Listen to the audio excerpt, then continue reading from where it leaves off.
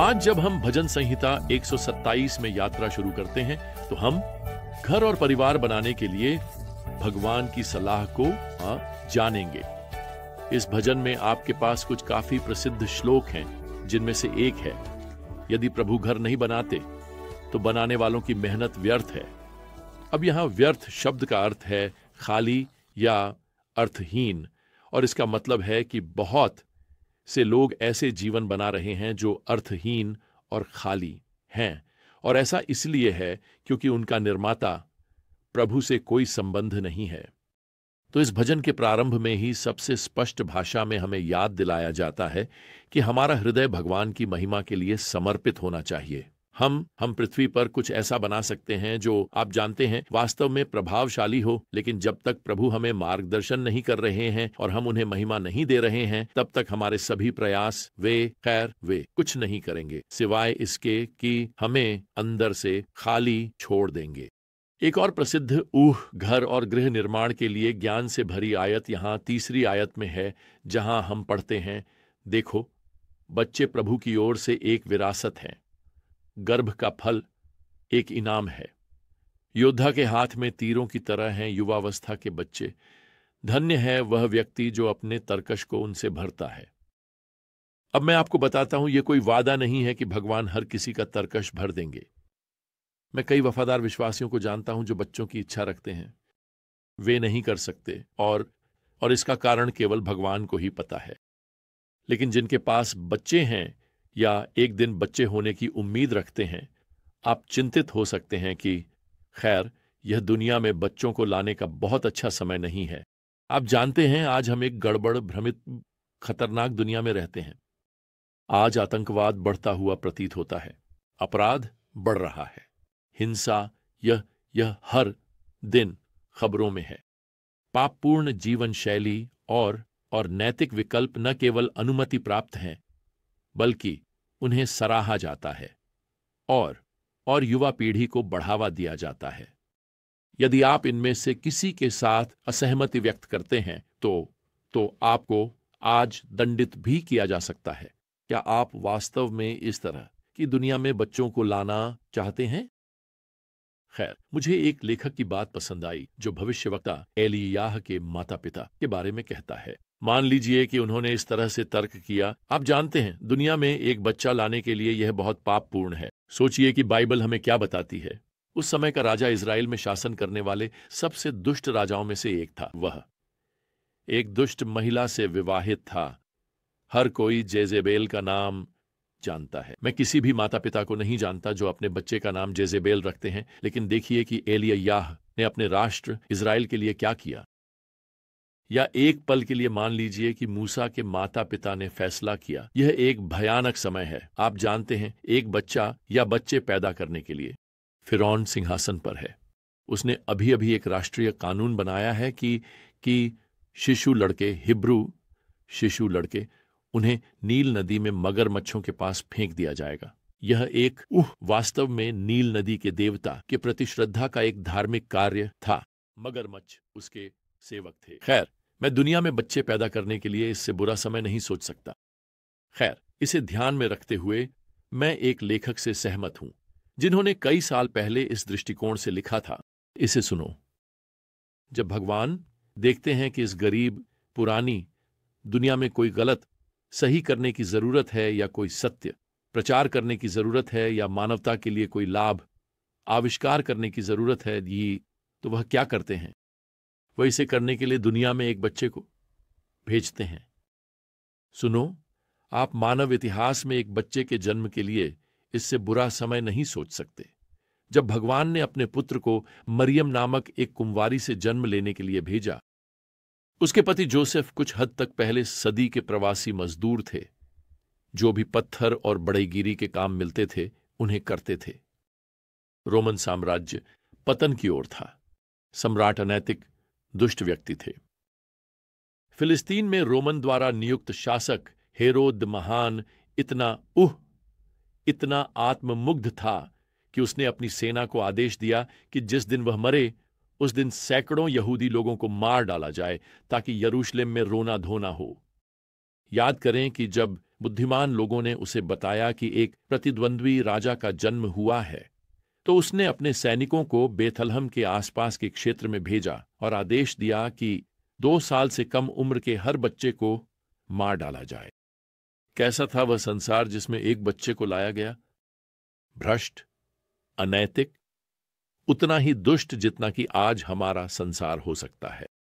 लेकिन क्या आप खुश नहीं हैं कि एक बच्चा लड़का पैदा हुआ? सोचिए, ईश्वर का पुत्र इस संसार में पैदा हुआ। क्यों? क्योंकि उस समय और आज भी इस दुनिया को एक उद्धारकर्ता की आवश्यकता है, और इसलिए भगवान एक बच्चे को भेजते हैं जो बड़ा होकर यह कार्य पूरा करे। खैर, यहां भजन संहिता 128 में अब लेखक इस विषय को जोड़ता है कि प्रभु पर भरोसा करें, जो वह आपके जीवन में करने का निर्णय लेता है, जो वह आपके घर में करने का निर्णय लेता है जब आप उसके साथ चलते हैं। वह यहां पहले पद में लिखते हैं, धन्य है वह जो प्रभु का भय मानता है, जो उसकी राहों पर चलता है। यहां पर धन्य शब्द का अर्थ है खुश। खुश है वह जो प्रभु का भय मानता है। खैर, इसका मतलब है कि हमें भय शब्द को समझने की आवश्यकता है। भय का मतलब यह नहीं है कि हम प्रभु से डरते हैं। इसका मतलब यह है कि हम विस्मय में हैं प्रभु के प्रति।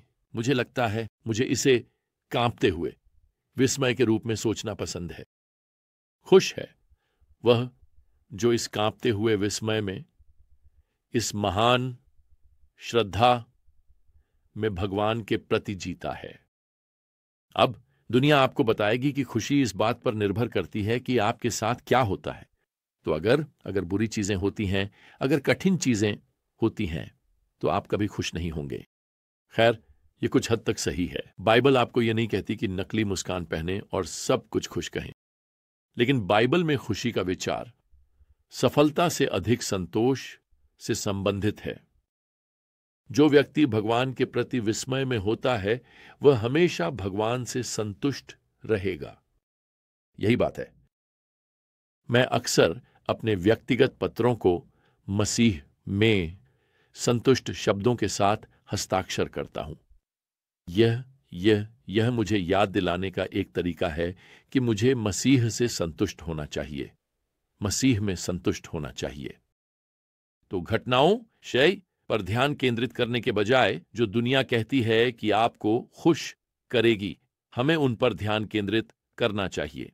और फिर दिन के अंत में हम कह सकते हैं कि हम वास्तव में संतुष्ट हैं।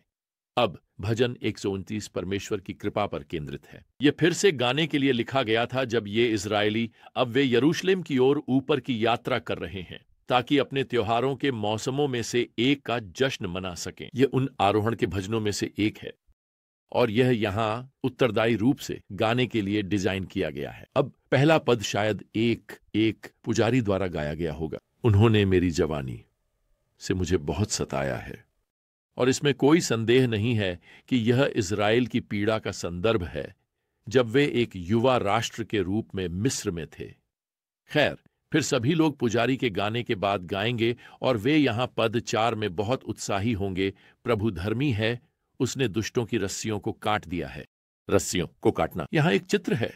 बैलों को हल से मुक्त किया जा रहा है, जैसे कि उनके खेत में कठिन श्रम के दिन का अंत हो रहा है। तो यहां प्रभु को उस किसान के रूप में चित्रित किया गया है। वह अपने लोगों को अपने अनुशासन में बंधे नहीं रख रहे हैं, जैसे वे मिस्र के खेतों में उन कार्यपालकों के अधीन दास के रूप में काम करते हुए पीड़ित हो रहे हैं। उन्होंने अंततः उनकी रस्सियों को काट दिया, यानी उन्होंने उन्हें जुए से बाहर निकाला और उन्हें स्वतंत्र कर दिया।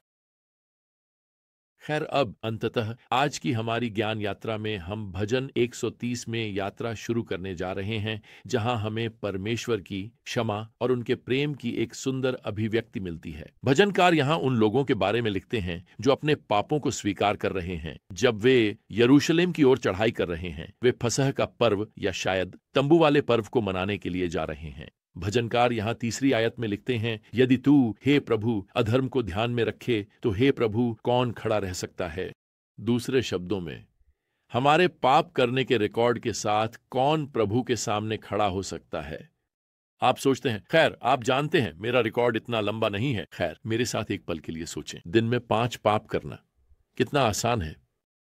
सिर्फ 5 स्वार्थी विचार या कठोर शब्द या लालच भरे विचार, कामुक विचार, आत्मकेंद्रित प्रतिक्रियाएं, सिर्फ 5।